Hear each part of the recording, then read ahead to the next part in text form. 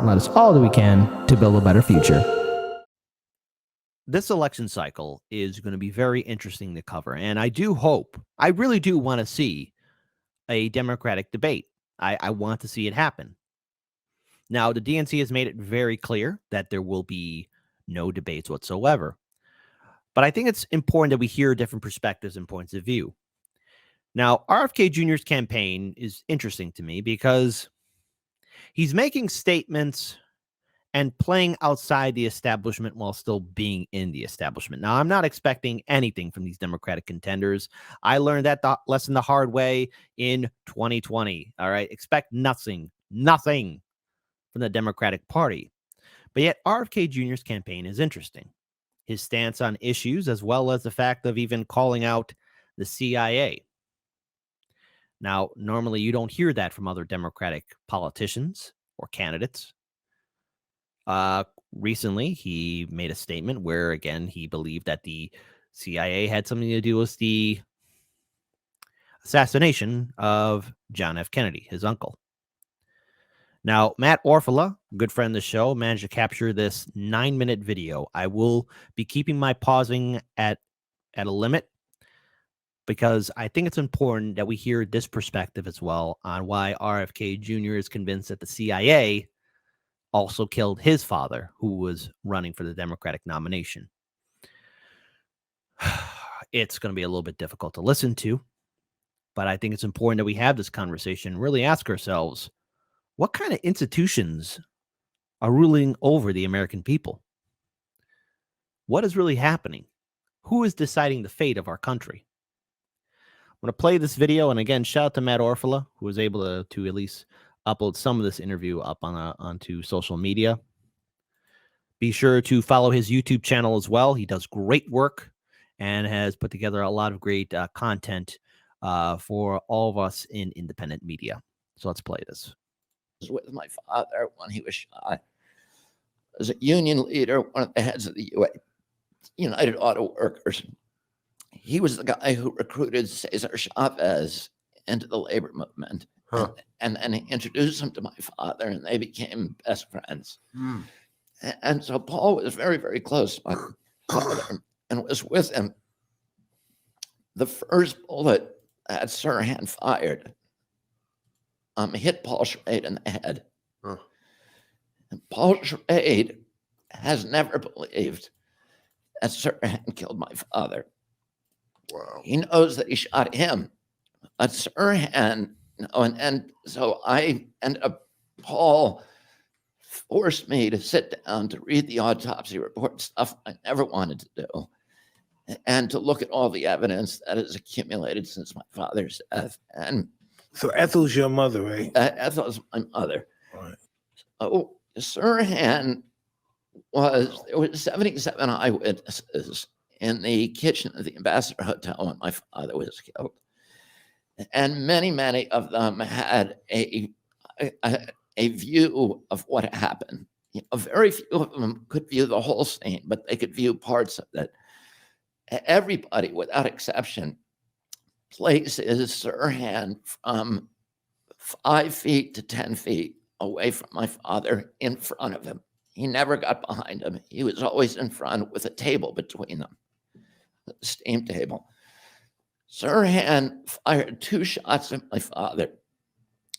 The first one hit Paul Schrade in the head. The second one hit a door jamb at my father's head level behind my father.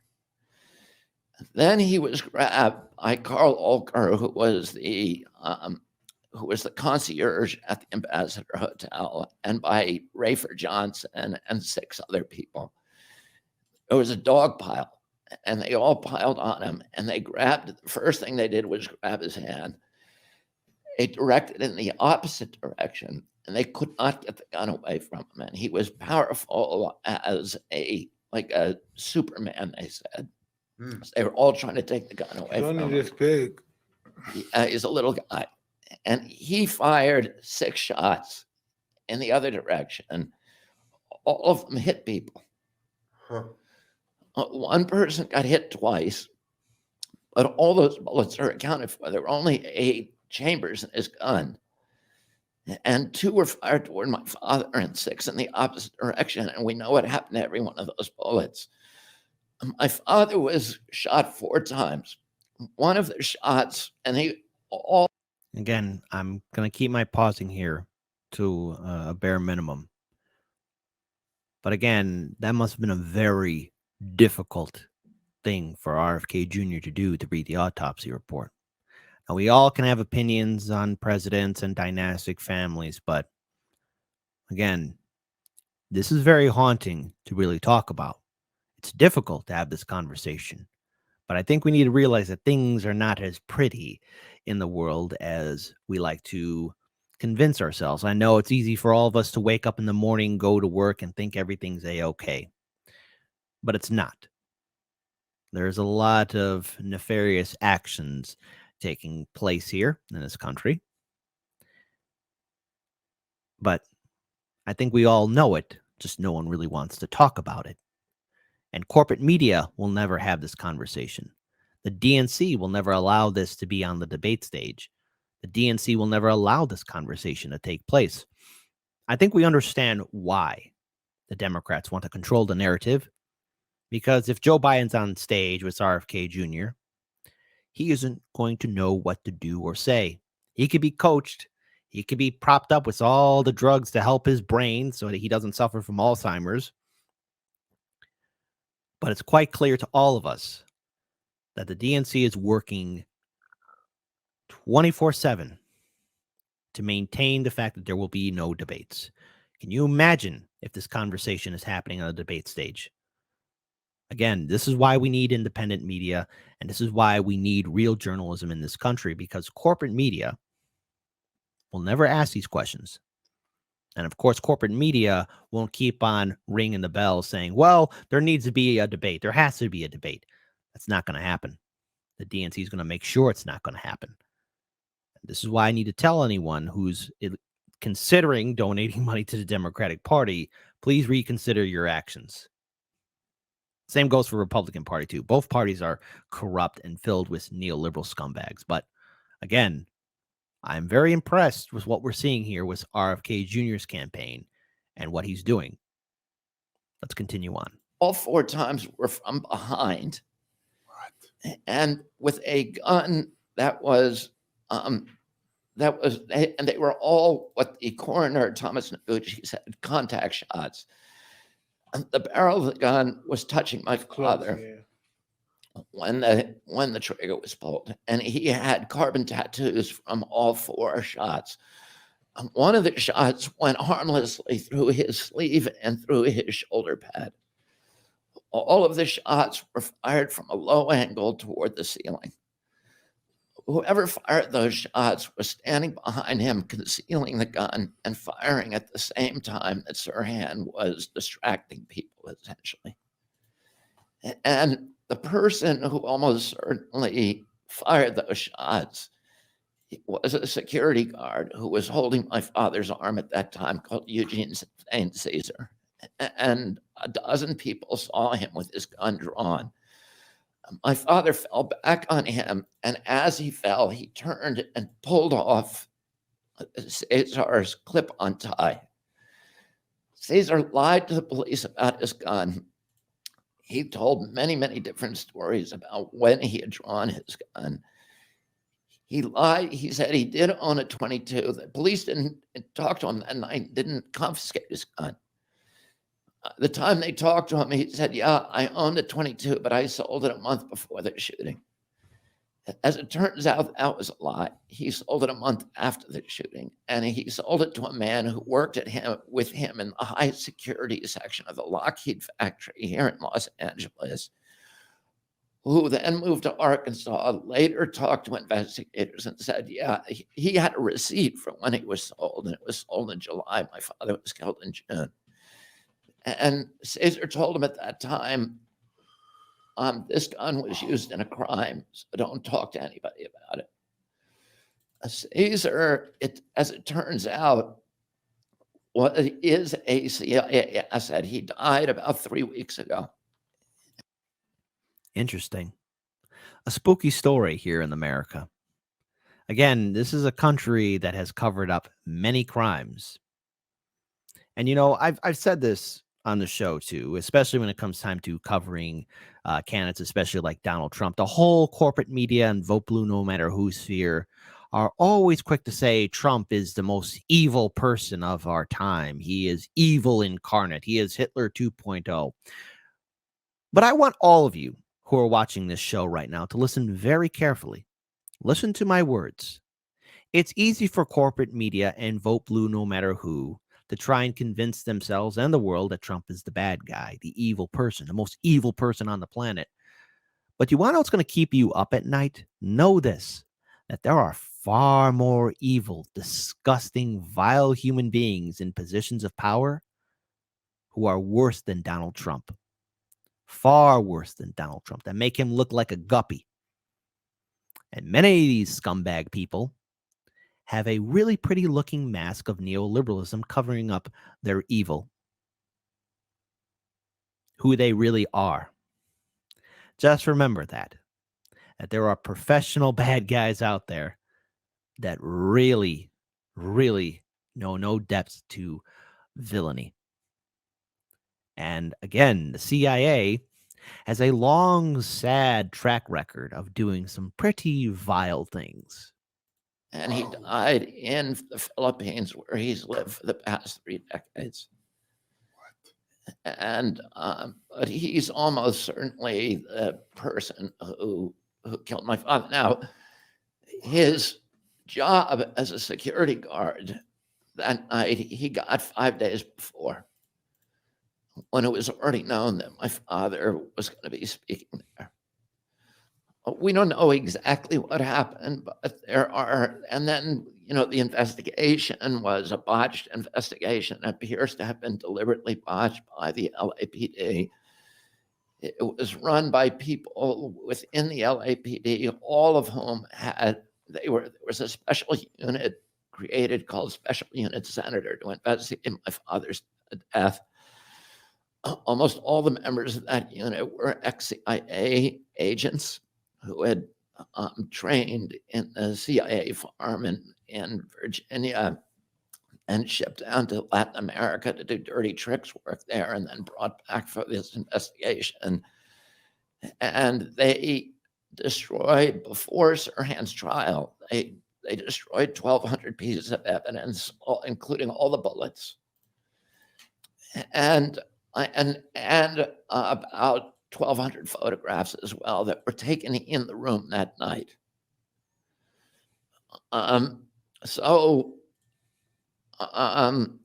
a lot of questions. I believed that there had been a trial. As it turns out, there wasn't a trial. Sirhan's attorney was an attorney who somehow, and nobody can explain how, he was a mob attorney who was. How convenient. The outfit. Interesting how it's all intertwined together. Like I said, folks, there is villainy in this country, the likes of which people don't know about. And it's easy for corporate media to prop up their next Saturday morning cartoon villain. It's easy for corporate media and vote blue, no matter who, to say, oh, Donald Trump's the bad guy. Marjorie Taylor Greene is the bad guy. They're all bad guys. See, evil comes in many forms, and sometimes it comes with a smiling face.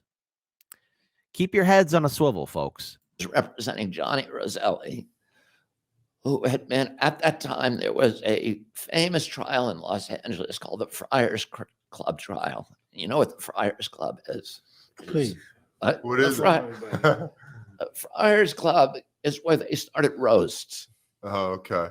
And it was all the Rat Pack actors like Joey Bishop and Frank Sinatra and Dean Martin, Sammy Davis. Yeah, all of those guys were members of Friar Club, and they'd get together every couple of months and roast one of their members. And to get in there, you had to be wearing a tux. And they also had a gambling, a poker game or a gambling casino. I'm not sure which, but there was a poker game in there. And as it turns out, Johnny Roselli was the owner of the club. Johnny Roselli was the CIA's liaison to the mob. Wow, that's a trip. You know, I used to read And- about him. He was in the 20s too. Yeah, he was an interesting guy. He was a devout Catholic. He didn't have a home address, but he was tied in with Giancana, but also Carlos Masallo and Trafficante. He had installed secret cameras in the Friars Club so they could read everybody's cards, and they were cheating. He got caught, and he was on trial at the time my father was killed, and it was a huge trial. During that trial, his attorney got arrested for having the grand jury transcripts, which is illegal for anybody to have. It's a serious crime. You go to jail for it. And somehow he had gotten the transcripts of the grand jury. So, and clearly the mafia had bribed somebody to get that, given it to the attorney. The attorney wouldn't tell. Let's have democracy in the chat. Again, very interesting. We're almost done with this video, and I'll be giving my final thoughts on it. Let's have democracy in the chat. Type 1 if you think that corporate media will eventually cover this story and the DNC will allow there to be debates to take place and conversations like this to happen, so the American people are informed about what's really happening in our country. Type 2 for no, kid. There ain't no way corporate media is touching this with a 10-foot pole. There ain't no way the DNC is going to allow, a debate to take place. Come on. What you smoking on there, buddy? Where he got it, but he was facing criminal charges, also disbarment. And in the middle of all that, he was somehow appointed as Sirhan's attorney. He told Sirhan to plead guilty. If Sirhan had pleaded innocent, there was no way that he could have gotten convicted, because the bullets that were in his gun, the bullets that killed my father, did not match the ballistics of the bullets in his gun, or the bullets that hit the other 8 people in the room. Cover up big time. Wow. Now, again, that's a fantastic interview. I urge everyone to please check it out. Shout out to Matt Orfila for at least getting 9 minutes of that video up on social media, but people need to share this and have this conversation. We need to have a very serious conversation about what the hell is happening in our government. What is being denied? What information is being silenced, being hidden by the American people? Look, we live in a republic that supposedly practices democratic values, but let's be clear here.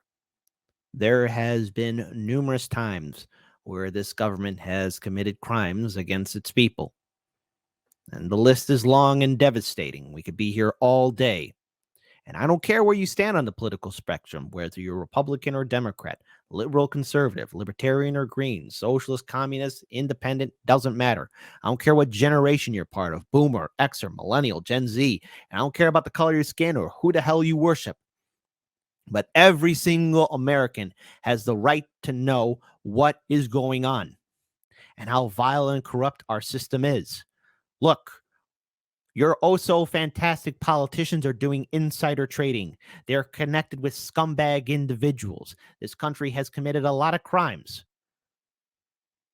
And we're being represented by people who have turned a blind eye to those crimes being committed.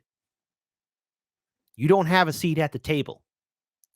Now, I do hope that eventually there will be maybe, I don't know, 1 or 2 debates, but I don't see that happening. And I don't see corporate media talking about this. But I at least want to give a shout out to Mike Tyson and his colleague for at least giving RFK Jr. a chance to speak without interrupting him. Yes, they added in their commentary and questions here and there. But again, Crystal Ball, you should take some notes on how to interview a presidential candidate going forward. But with that, I urge everyone to educate yourselves and know your right as a voter, as a citizen, but more importantly, keep your head on a swivel. It is a dangerous, vile world out there, and there are bad people. The only way we could stop it is if the American people say no more to it. And at least RFK Jr. has the courage to address it. It must have been very difficult to talk about this subject, especially with his father being assassinated. But we need to hear more of this now more than ever.